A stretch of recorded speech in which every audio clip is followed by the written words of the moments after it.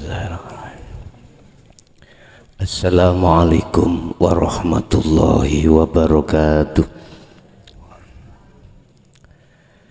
Ila hadratin Nabi Mustafa Rasulullah sallallahu alaihi wasallam wa ala alihi wa azwajihi wa dzurriyyatihi wa qurbatihi wa ahli baitihi wa ashabil kiram wa ila jami'il anbiya wal mursalin wal awliya wa syuhada wa sholihin wa tabi'ina tabi'ina sholihin, khususan ila jami'i masyayikhi ila muntahum wa ila abaina wa ummatina wa azdadina wa masyayikhina wa auladina wa azwazina wa dzurriyyatina wa ahli baitina, khususan ila jami'il arwah fi hadhil majlis wa ghairuhum lahumul fatihah.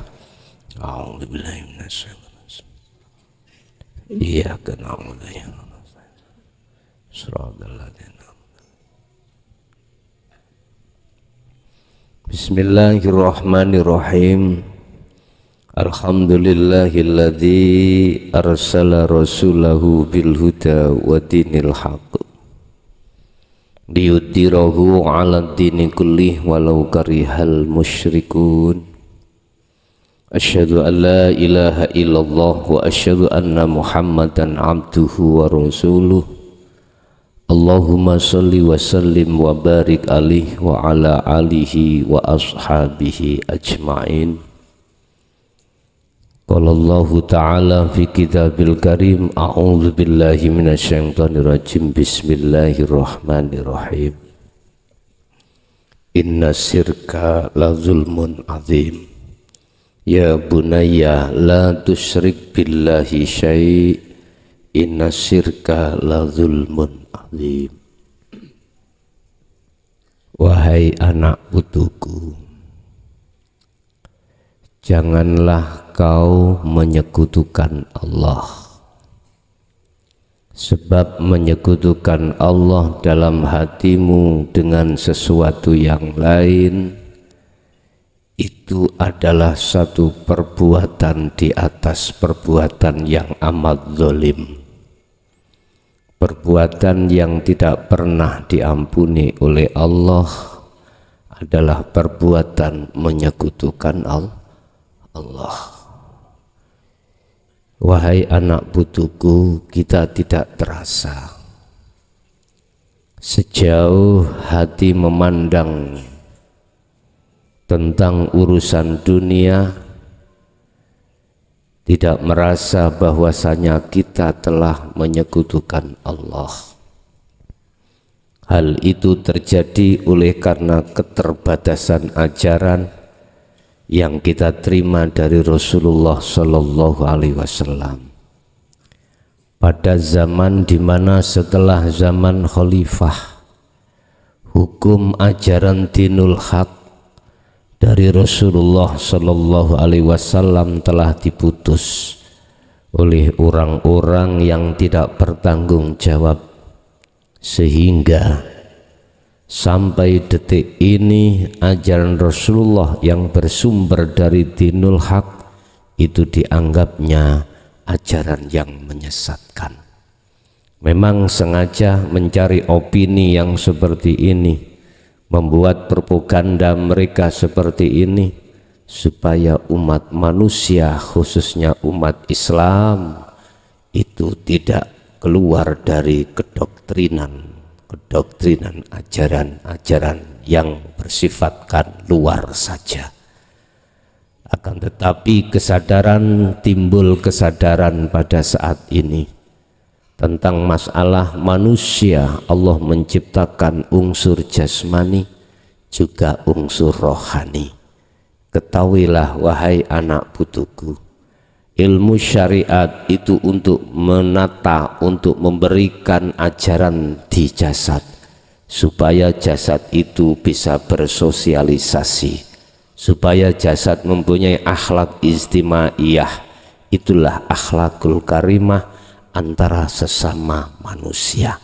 Tetapi perlu diketahui dan ketahuilah bahwasanya Rasulullah itu tidak hanya diemban atau diamanai Allah tentang ajaran syariat saja, tetapi Rasulullah juga diembani tentang laku atau ajaran dinul haq. Itulah ajaran hakikat. Yang ajaran hakikat itu khusus mendidik ruh sampean kalih kula supaya bisa sampai makrifat pada Allah. Disitulah letak kesempurnaan Islam, letak kesempurnaan iman, di mana udkhulu Allah dawuh masuk sira kabeh, masuklah kamu sekalian wahai orang-orang yang beriman fisilmi di dalam agama Islam kafah halis sampurna. Bapak Ibu hadirin jamaah rahimakumullah, untuk mulai malam hari ini, hari Sabtu ini, kami akan mengembangkan ajaran dinul haq lewat kitab hikam. Jadi saya akan membahas per pasal maksud daripada kitab hikam. Apa isi daripada kitab hikam itu? Khusus menata lakune ati, khusus menata ibadatul qalbi, bukan ibadatul jawareh. Ibadatul jawareh itu ibadah kang bangsa jasad, itu ditata oleh Rasulullah lewat ilmu syariah. Kemudian ibadatul qalbi, lakune ruh, ikut ditata oleh Rasulullah, ditata Allah lewat Rasulullah, berkembang tabi'ina sholihin lewat hukum hakikat, ilmunya ilmu tauhid, ada yang menyebut ilmu tasawuf. Di dalam kitab hikam atau syarhul hikam itu Bapak Ibu khusus membahas tentang masalah hati. Ini karangan Syekh Ibnu Athaillah, jadi bisa dijadikan sebagai rujukan, bisa dijadikan sebagai referensi atau muqabbalah, perbandingan jenengan ketika saat beramaliyah menuju dan bertemu Allah. Tapi ketahuilah, barang siapa yang sudah masuk dalam pemahaman ilmu hikam atau ilmu-ilmu yang bernafaskan tauhid, ilmu yang bernafaskan tentang masalah tasawuf, bila mana dasar tauhid yang setiap tahun kami sampaikan tepatnya di sasi Ramadan belum panjenengan pahami, gak mungkin jenengan paham dengan isi materi maksud per pasal di dalam kitab-kitab itu. Sebab ngenten Pak, walaupun itu bersifatkan tasawuf tapi tidak terang-terangan, masih banyak tembung kinayah, tembung sanepan atau tembung isyarah. Bila mana jenengan belum paham tentang masalah dasar tauhid, susah untuk mengambil substansinya, itu susah. Tetapi tetap saya kasih waktu untuk bertanya jawab tentang masalah ini. Urusan-urusan amaliyah untuk bisa laku nuju dan bertemu Allah al-haq, di samping panjenengan sudah punya modal, tidak ada salah bila mana saya ambilkan, saya bacakan, saya cekni kitab hikami. Mungkin yang lainnya juga sama sebetulnya, cuman saja banyak kinayah-kinayah yang terjadi.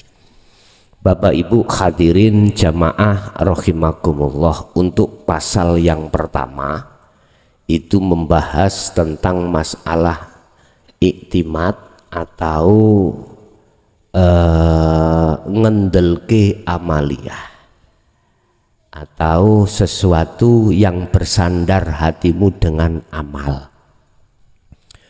Wa min alamatil iktimadi lan iku setengah saking tanda-tandane wong sing ngendelne lakune, ngendelne amaliyai.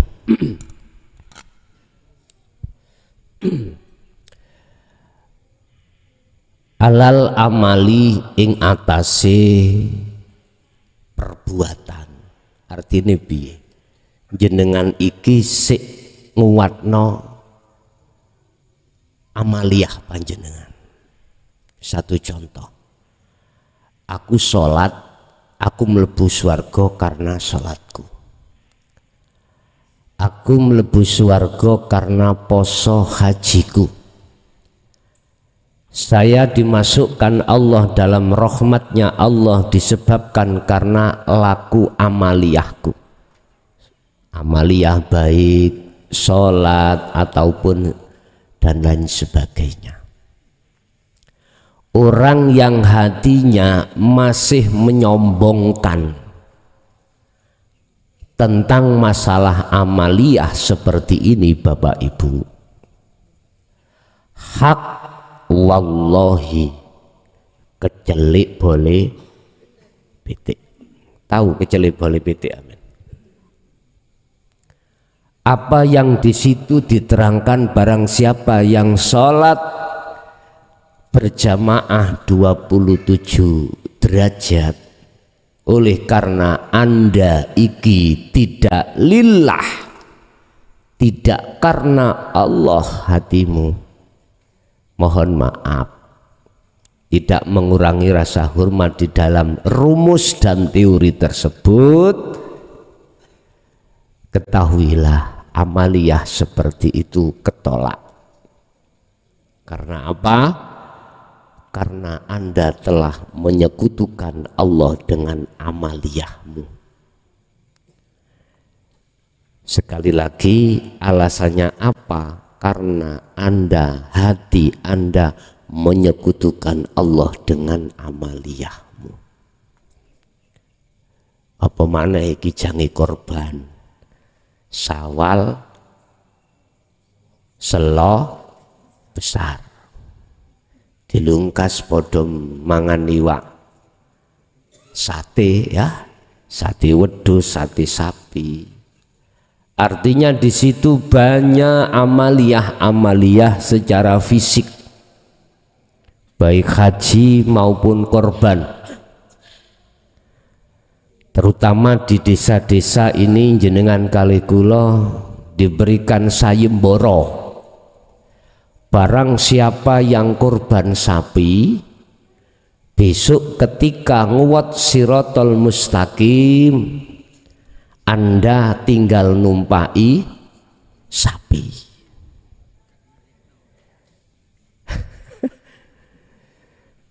Anda numpai sapi itu enak gak kepreset?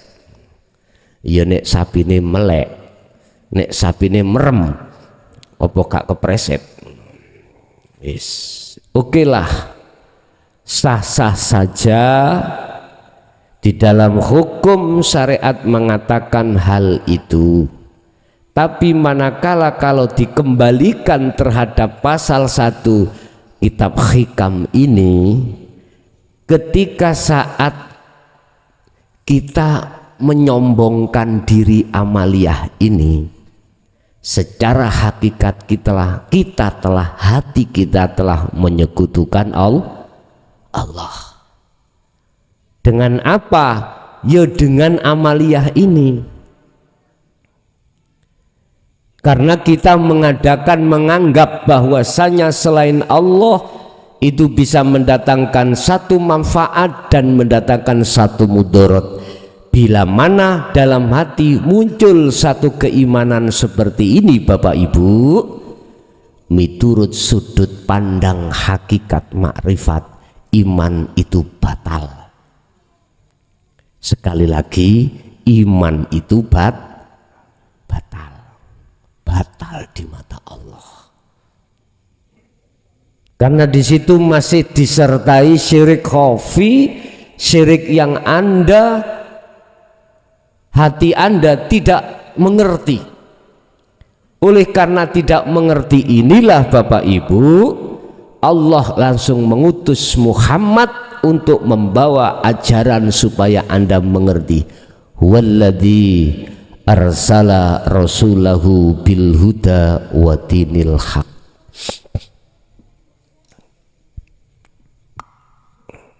Layari fungsi boten sing kilen. Fungsi boten. Ya wis ndelok nang ndi sampean.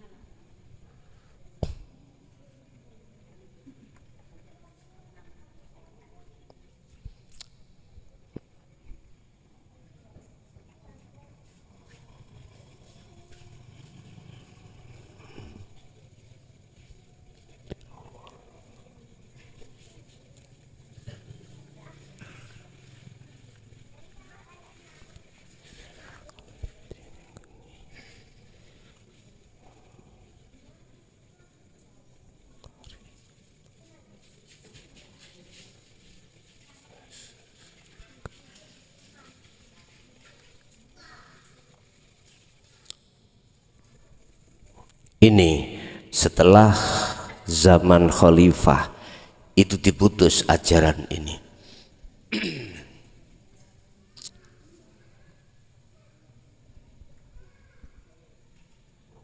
Huwa utawi Allah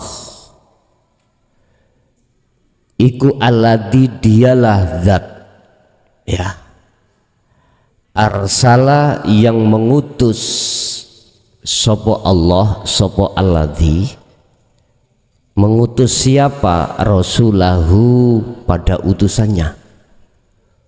Hu kembali kepada Nabi Muhammad pada saat itu, ya. Rasulahu ing utusane Allah, itulah Muhammad pada saat zaman beliau. Bil huda, Rasulullah Muhammad membawa petunjuk, petunjuk yang jelas. Artinya petunjuk bagaimana hati bisa mendeteksi segala amaliyah itu ada dan tidaknya unsur nafsu, terdeteksi. Cara sak mangkin niku radar, ya, radar Rusia. Ada pesawat masuk dalam wilayah zona Rusia, tertangkaplah oleh radar. Tahu petunjuk. Nah, petunjuk ini dimasukkan Allah wa dinil haq, aidinu tauhid. Petunjuk ini dibersamakan Allah ketika ajaran tauhid itu disampaikan di tengah umat Islam, khususnya umat manusia pada umumnya. Jadi ajaran tauhid ini dibawa oleh Muhammad sebagai utusan Allah, yang maksud dan tujuannya adalah liyudhirahu ala dini kullih, untuk membebaskan negaranya ruh yang disebut hati, yang telah diserang oleh hawa nafsu lewat kesenangan dunia, sehingga ruh menjadi budaknya hawa nafsu. Allah mendatangkan panglima Muhammad membawa ajaran dinut tauhid supaya Anda terima dan Anda lakukan untuk mengusir penjajahnya negara hati. diusir. Bahasa murad liyudhirahu, mensucikan. Bisa membebaskan artinya ruhmu dari belenggunya hawa nafsu. Atau boleh saya artikan gini, saya katakanlah di atas kursi, di cagak ini saya dirantai dan tidak bisa saya kemana-mana. Tatkala saya ingin pulang bisa sampai ke pulang, syarat satu, rantai yang melekat membelenggu diri saya itu harus dilepas. Allah menyuruh Muhammad sebagai utusannya untuk membawa ajaran tauhid, untuk disampaikan terhadap umat, kemudian dikembangkan untuk menjadi satu amaliyah yang berbentuk mujahadah, berperang merangi hawa nafsu dalam diri Anda sendiri. Setelah itu dilanjutkan secara kontinu istiqomah. Dengan begitu Bapak Ibu, nafsu akhirnya dadi kepanasan, nafsu akhirnya dadi gak kerasan, di negara hati Anda akhirnya keluar. Hal itu disampaikan walau karihal musyrikun, walaupun di tengah-tengah umat yang tidak mau akan ajaran ini. Buktinya pada masa sekarang, pada masa Kanjeng Nabi masa dulu, beliau terang-terangan membahas dan mengajarkan berdakwah tentang dinul haq. Sekarang, zaman sekarang sudah tidak hanya dari majelis ke majelis, bahkan sekarang sudah masuk YouTube. Nggih mboten? Lho penak. Wis iki zaman Kanjeng Nabi nggih biyen ngene, cuman carane biyen gak ono YouTube, medsos gak enek, sekarang medsos. Ora iso teko ning Jaya Baru, cukup duduk manis di rumah, dengarkan ajaran ini, setelah itu lanjutkan dalam amaliyah sehari-hari. Sing penting ya, dasar tauhid sudah kau pelajari. Di Ramadan di wingi loh Pak, kan sudah kami masukkan dalam YouTube, tinggal Anda mengupload, mundut niku napa? Ngupload ya. Oh download, nek ngupload tak melebu, ya dah. Nek download metu lah ngono. Oh gak tahu melebu kok dikatakan metu, ya gak mungkin lah. Wis Bapak Ibu, walau di tengah-tengah orang-orang musyrik, orang-orang yang selalu menyekutukan Allah, orang-orang yang tidak eksis dengan ajaran dinul haq, ini setelah zaman khalifah diputus oleh orang-orang yang tidak bertanggung jawab. Bahkan Sayyidina Ali pernah dawuh, ada 2 karung ilmu, tatkala 1 karung ini saya sampaikan, saya akan dipenggal pada masa itu. Akhirnya terjadi toh, Hasan Hussein dibunuh toh, dan lain sebagainya. Lah sekarang bentuknya dibunuh, dicaci, disesat-sesatkan, itu bentuk daripada dibunuh karakternya, didendeni, diweden-wedeni, ditakut-takuti dan lain sebagainya. Iki bentuk pembunuhan.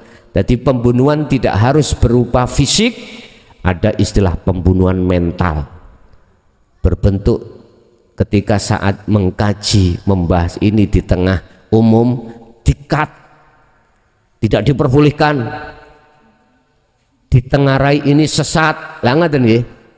Subhanallah. Memang Bapak Ibu, saya pernah ngalami daerah, wis kata sebut statusi kabupaten gak usah. Jadi ngundang saya untuk mengkaji tentang hal ini. Untung sudah saya kasih tahu, tolong izino dulu kamu kudu bahas musyawarah dulu terhadap tokoh-tokoh sana. Tatkala beliau mengwelcome ajaran Rasulullah ini, apapun resikonya akan kami datangi. Ternyata apa yang terjadi? Stop, tidak boleh. Padahal saya memakai sistem wasilun, sistem di mana proses mulai bawah kami sampaikan, supaya tidak bingung di tengah jalan apa yang kami sampaikan substansinya. Itu pun belum bisa menerima. Jadi ya penak, boleh mboten keluyuran, ana omah boleh turu angler, jange gak iso turu sedina boleh saged turu sedina. Wis. Bapak Ibu hadirin jamaah rahimakumullah.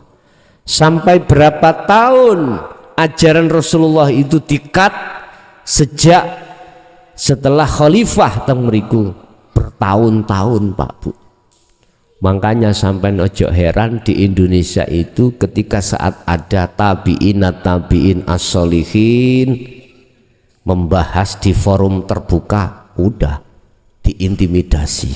Akhirnya beliau mengambil satu sistem, hanya mengaji di tempat yang khusus, dan itu pun hanya jamaah yang khusus.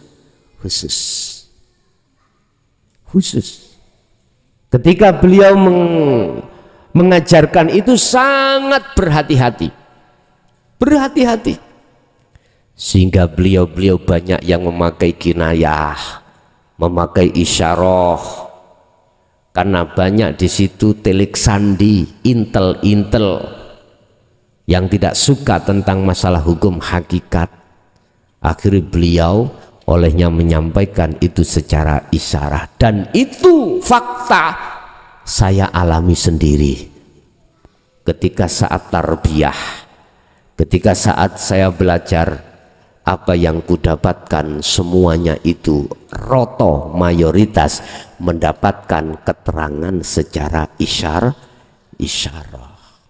Subhanallah Bapak Ibu, ngeluh Pak Bu santri-santri, ngeluh bukan masalah lakune roh niki mboten, ngeluh mahami dawuh-dawuhe para kiai sing pun lenggah meriku, ngeluh banget.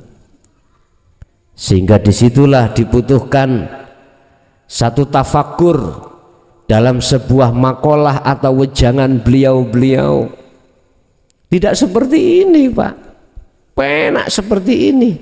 Umpama boleh saya katakan, dulu itu yo para masyayikh itu ketika saat kita disuruh makan, ya ini nasi, makanlah, bahasanya gitu. Tapi apa yang kita terima bukan nasi, tapi beliau mengatakan nasi. Apa itu? Pari loh dikongkon mangan, tapi ngucapnya itu nasi. Butuh penterjemah, cara sakniki ditranslate iki piye maksudnya ya. Kalau sekarang sudah tidak.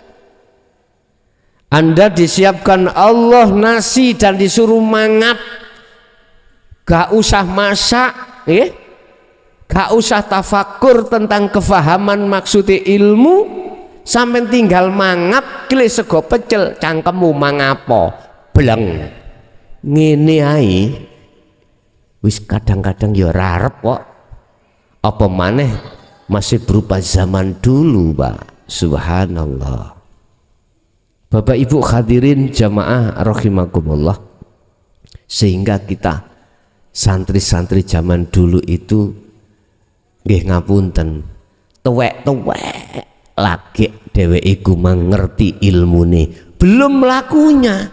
Kalau saniki sampean, kalau sekarang sampean ditekan lakunya, kefahaman ilmu boleh bertanya manakala tidak faham dulu apa, subhanallah.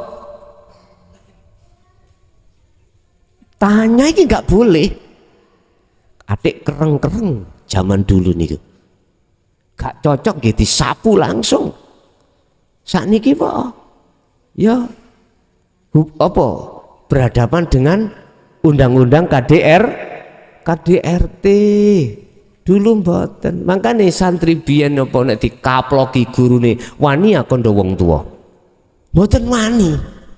Masalahnya umpama kita bilang sama orang tua malah ditambahi kali orang.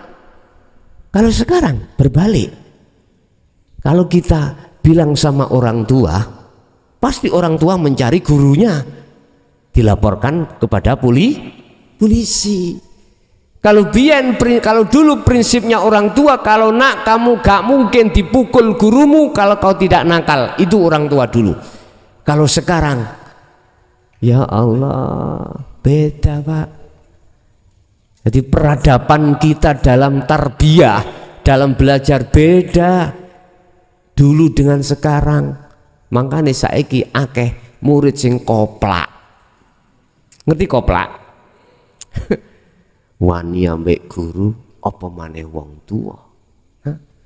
Saiki zamane gudel kebo nganut gudel. Kalau dulu gudel nganut kebo.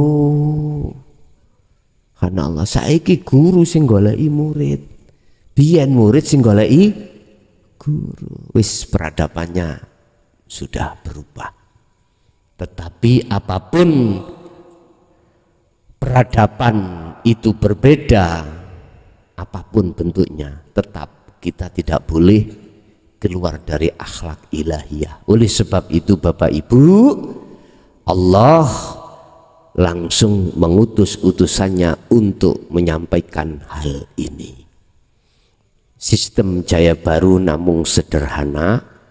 Tatkala kau ingin bertemu Allah, cukup Anda harus pondasi ilmu tauhid, kemudian Anda laku. Sambil laku Anda mencari muqabalah, mencari referensi, mengembangkan ilmu lewat pengajian-pengajian rutin kados mekaten. Bapak Ibu hadirin jamaah rahimakumullah. Min alamatil iktimadi iku setengah saking wong sing ngendel-ngendelke alal amali ing atase siji amal. Iki berarti orang yang masih menyekutukan Allah lewat amaliyahnya. Ngoten niki. Tapi gak diterangno seperti itu. Makanya syarahnya itu kita kaji. Iki matan, duduk mantan loh ya. Matan. Matan niku pembahasan, syarah itu penjabaran. Min alamati iktimadi alal amal, sebagian daripada tanda orang-orang yang menyekutukan Allah, yaitu wong sing kendel-ngendelke, orang yang sombong akan amaliyahnya. Kita menyekutukan Allah itu tidak hanya lewat amal tok, kadang lewat dunya. Ya. Berarti orangnya merasa kaya. Terus ada juga lewat ilmu. Ngendel-ngendel nih saya tentang ilmu yang saya bawa. Akhirnya saya merasa orang yang paling alim. Terus mana perbedaan antara ruh dengan iblis? Tidak ada bedanya. Apa landasan yang paling utama iblis menolak perintah Allah untuk sujud pada Adam ketika saat Allah mengutus para malaikat untuk bersujud? Wa idza qila lahum wa idza qala malaikati inni ya begitu. Wa id qala lil malaikati usjudu li adama fasajadu illa iblis. Ketika Allah menyuruh para malaikat bersujud terhadap Adam, ada satu makhluk yang tidak mau sujud, yang disebut iblis. Apa sebabnya dia? Aba wastakbar wa kana minal kafirin. Karena di dalam si iblis tertanamkanlah sifat takabur.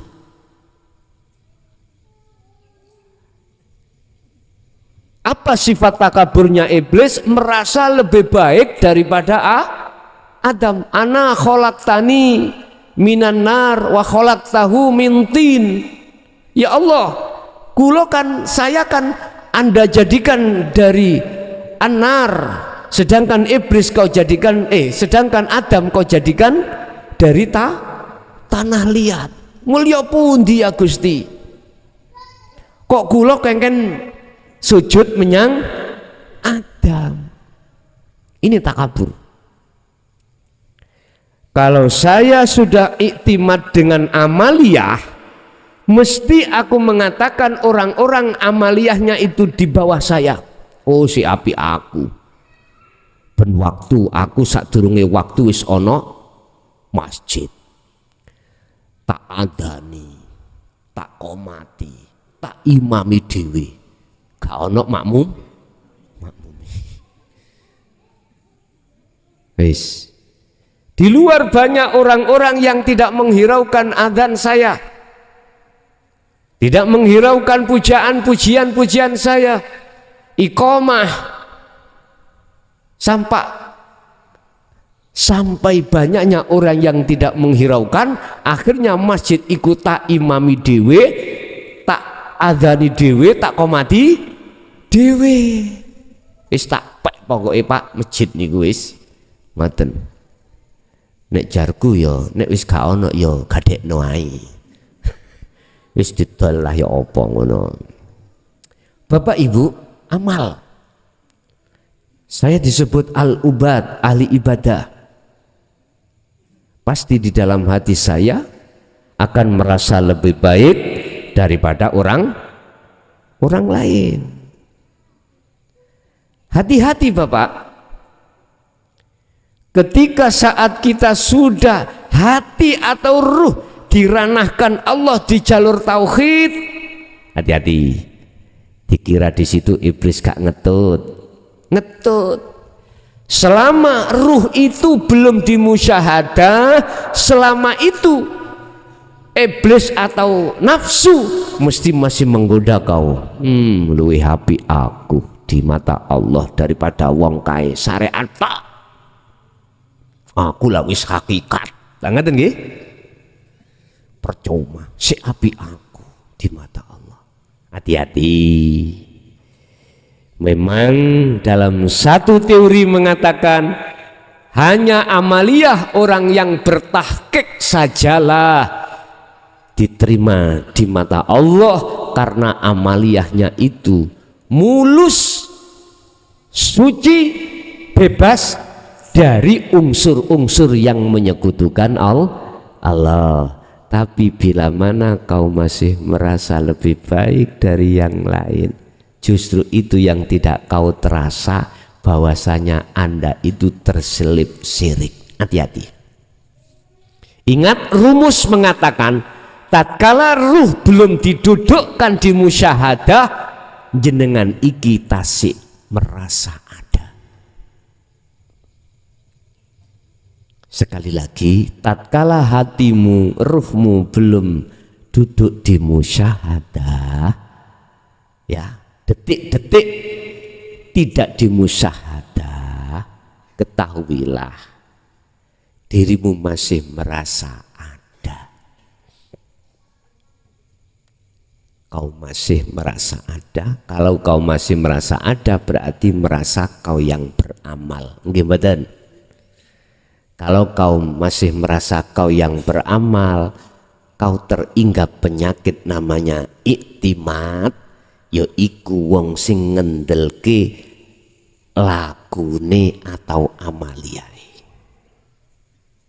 Sebab apa mereka iki seperti ini Bapak Ibu? Hati-hati loh ya. Makalah kita teruskan. nuqsanur roja'i inda wujudid zalal, utawi kurangi roja. Roja iki nek makna murad itu pengharapan. Tapi pendekatan awakmu ke musyahadah, kurangi pendekatan hatimu ke musyahadah. Inda wujudiz zalal, tatkala pembersihan pemfanaan perkara selain Allah.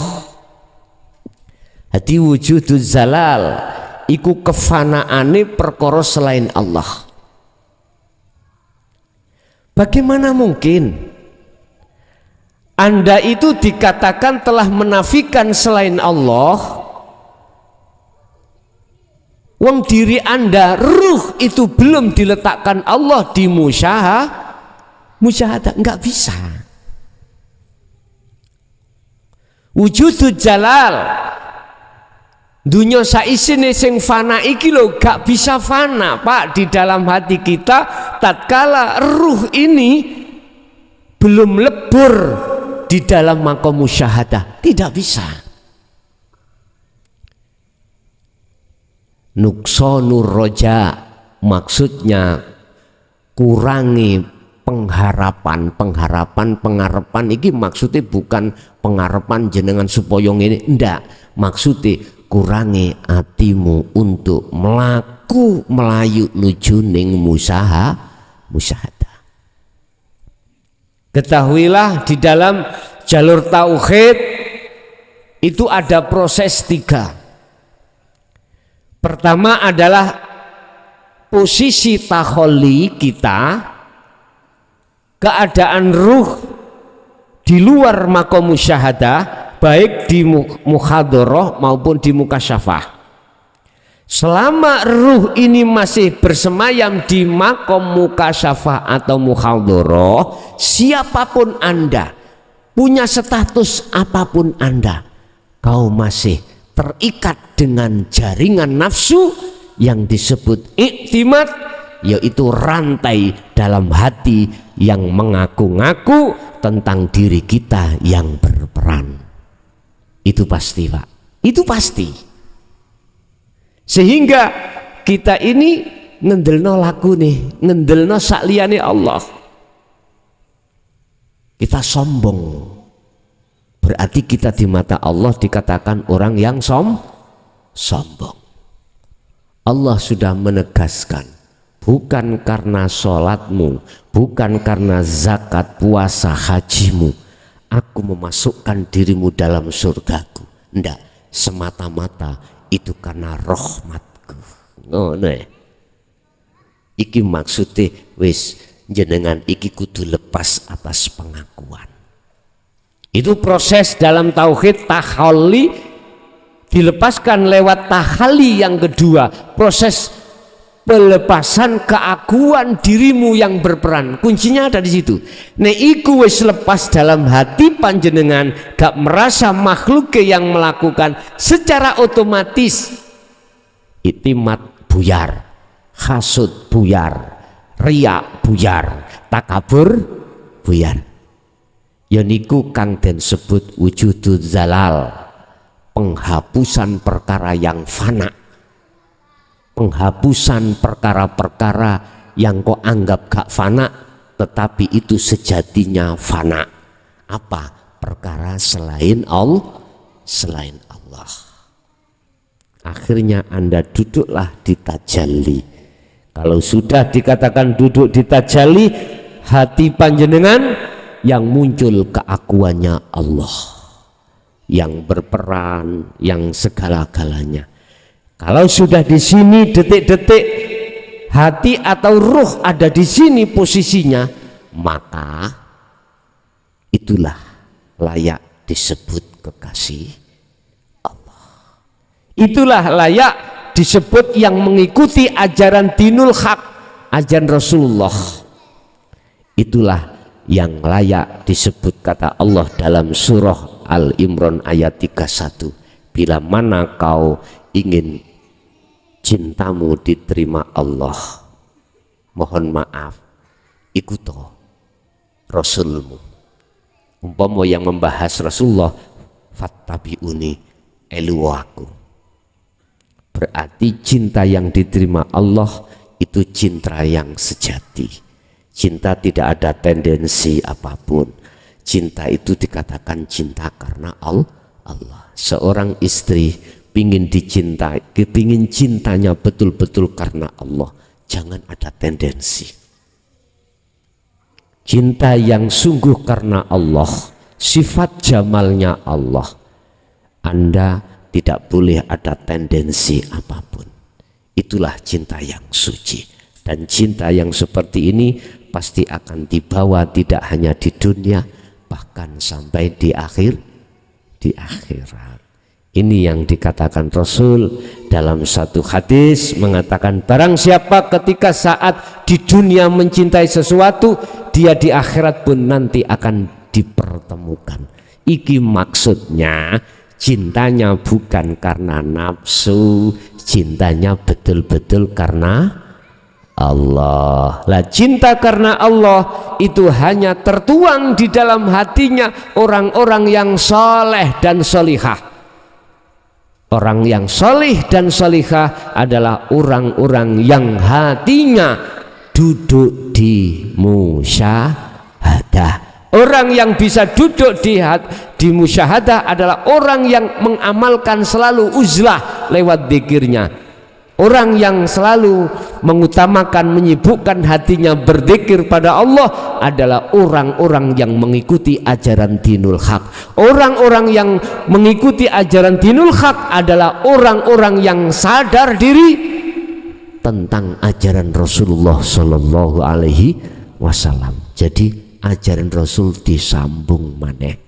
Ingat dalam satu ayat, besok Nabi Isa didukke Allah, diturunkan Allah, pertama adalah meneruskan ajaran Muhammad, meneruskan syariat Muhammad. Syariat yang bagaimana?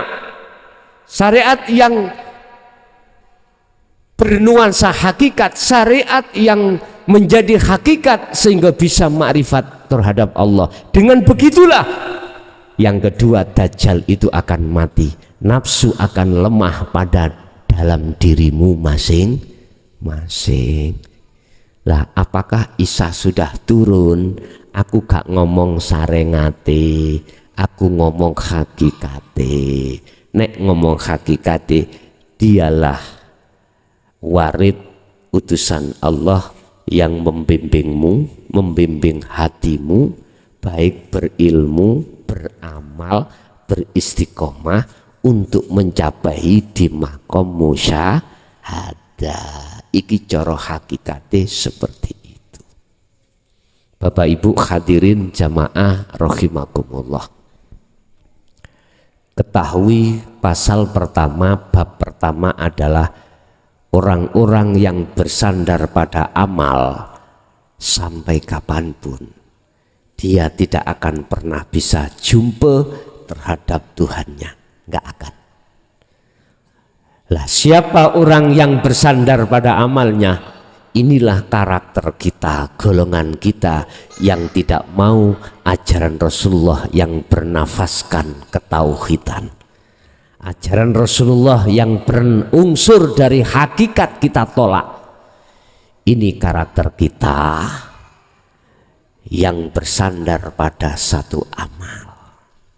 Berarti kita hanya berdomisili di dalam amalia syariat belaka. Terus barang ya siapa yang dimaksud orang yang tidak bersandar terhadap amaliyahnya? Mereka adalah orang yang mengikuti ajaran Rasulullah di dalam dinul haq, yaitu ajaran tauhid. Kan ini Pak, umpama boleh saya tulis ya.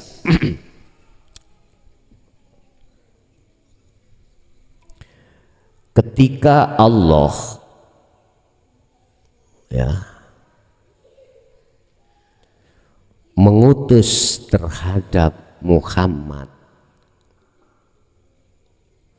di situ ada keterangan bahwasanya Allah menciptakan nas manusia itu terdiri dari dua unsur, satu jasad, dua adalah ruh. Sering kita nisbatkan jasmani dan rohani. Di mana ada jasmani nggak ada rohani, berarti wong mati. Dua-duanya ini Bapak Ibu Allah ciptakan dari unsur macam-macam. Unsur jasad Nabi Adam langsung dari tanah. Unsur jasad anak putune iki tidak langsung dari tanah, tapi asalnya ya teko tanah, asalnya dari tanah. Jasad Allah ciptakan dari tanah, kembali nanti kalau mati kembali ke tanah lagi. Wis, ruh Allah ciptakan dari zatnya Allah sendiri yang disebut Nur Muhammad. Nanti kembali pun harus terhadap Allah. Inilah maksud wa inna ilaihi roji'un. Allah menciptakan jasad itu dikasih mata, ruh pun juga dikasih mata. Mata jasad disebut ainul basariyah yang fungsinya untuk melihat, bersaksi terhadap makhluk, sehingga Anda bisa melihat dunia, makhluk, melihat tumbuh-tumbuhan, makhluk, melihat hewan, makhluk, melihat sesama makhluk. Oke, itu fungsional. Fungsi Allah menciptakan mata jasad untuk melihat makhluk. Tapi Anda harus ketahui, ruh itu Allah juga ciptakan ain, mata, yang mata ini dari cahaya makrifat Allah. Fungsinya mata hati yang disebut ainul basirah untuk bersaksi melihat Allah. Beda-beda loh ya, beda-beda. Mata jasad melihat, ini kacamata. Aku yakin, seyakin-yakinnya ini adalah kacamata. Karena apa? Karena saya makrifat pada kacamata.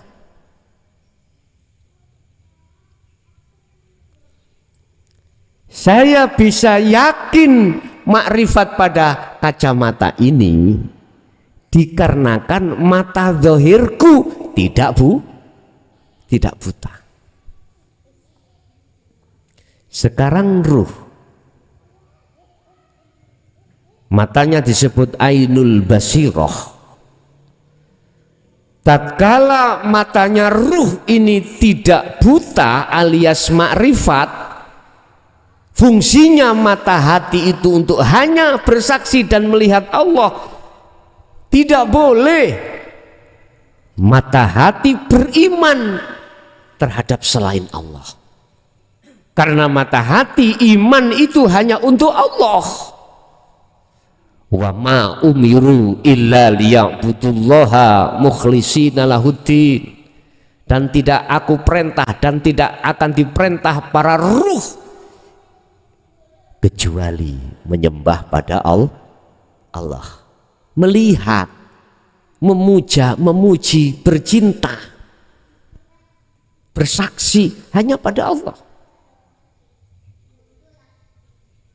Bapak Ibu, oleh karena mata manusia, mata hati manusia dipenuhi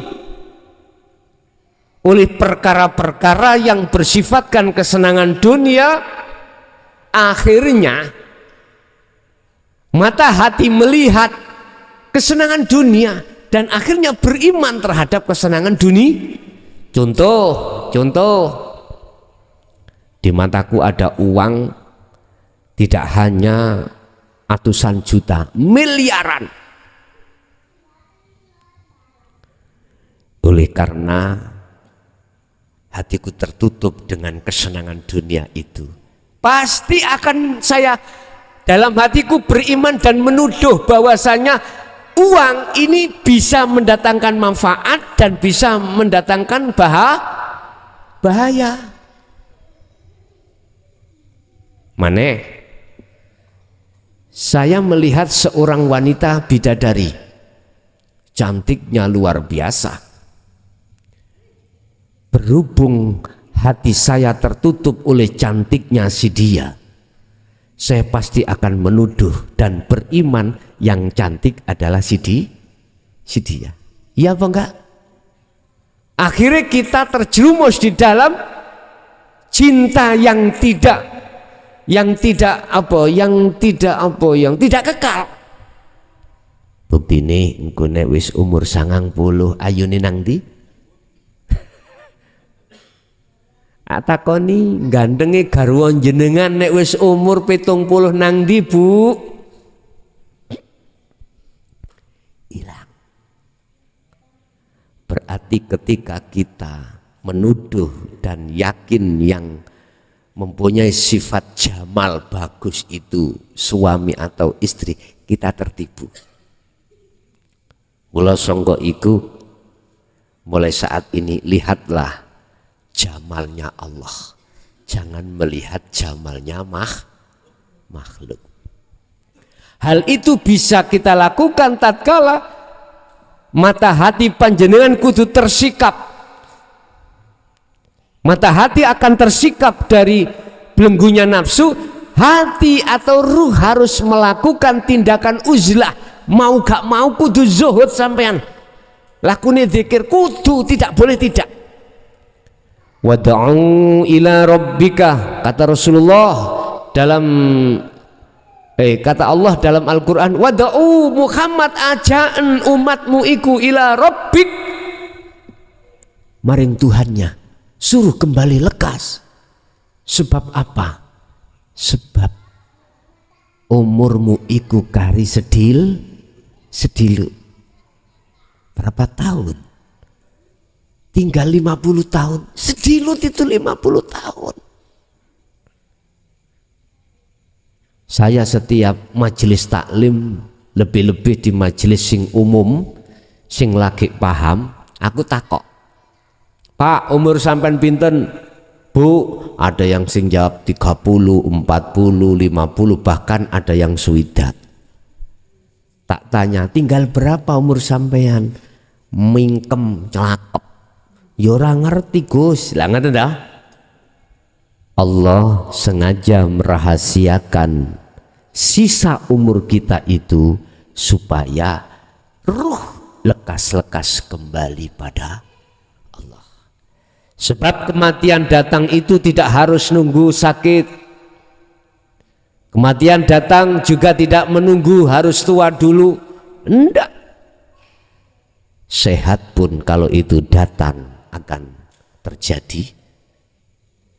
Muda pun kalau itu datang pasti akan terjadi. Idza jaa ajaluhum la yastaqdimuna sa'ah wa la yastakhirun. Jelas itu. Oleh sebab itu lekaslah kembali ikuti ajaran Rasulullah. Nek syariate wis tinggal hakikate. Ada yang bertanya, Gus, apakah mengapa pada saat dulu sampai sekarang itu kok ajaran ini masih dirahasiakan? Karena setelah zamannya para sahabat iki dipedot oleh mereka-mereka yang tidak bertanggung jawab karena ada unsur politik pada saat itu.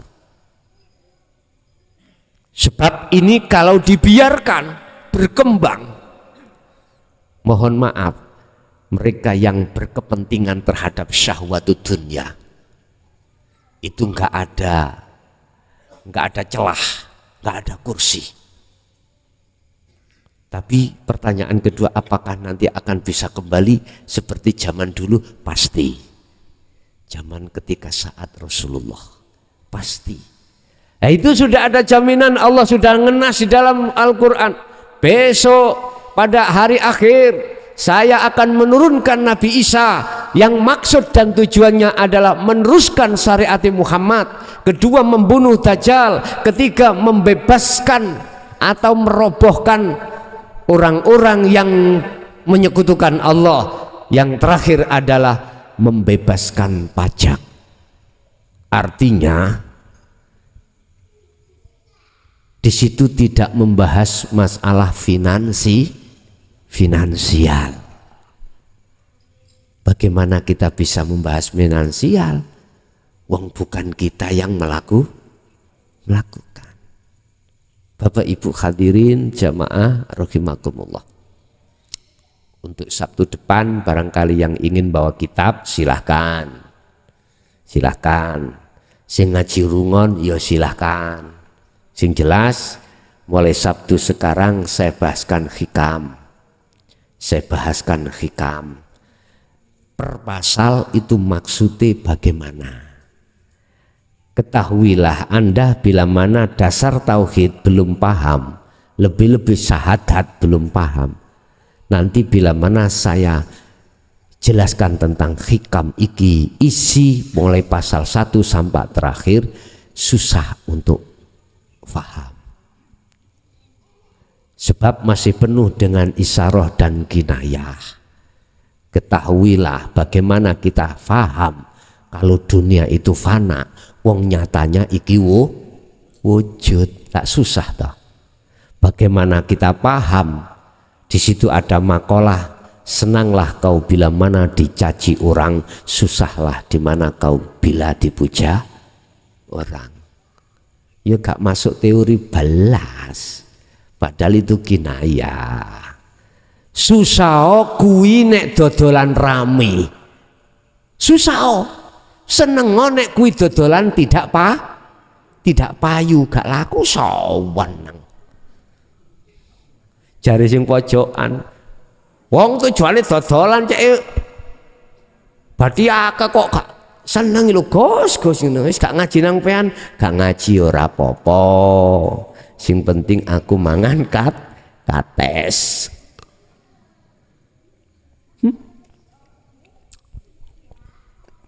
Andai kata Allah tidak menyegah saya untuk sakit hati, maka kami pun akan sakit hati terhadap mereka yang menghina ajaran Rasulullah ini. Tetapi Allah melarang terhadapku untuk sakit hati. Biarlah mereka yang tidak mau, ikut dudu urusan lu, tapi urusanku gue, kata Allah ngono. Lapo son iku dudu urusanmu, iku urusanku. Lah lapo kuwi adik bersedih barang ngono. Wis Bapak Ibu hadirin jamaah rahimakumullah, kesimpulan dalam pasal yang pertama wis belajar Anda itu menafikan, tidak ngakoni dari segi amaliyah yang terjadi pada diri panjenengan. Belajarlah hatimu untuk tidak mengakui bahwasanya amaliyah itu datangnya dari dirimu. Tapi belajarlah juga hatimu menetapkan yang berlaku, yang berperan adalah Tuhanmu atau Allah. Caranya bagaimana? Yaitu tadi, sering-seringlah hatimu berzikir sirul asrar.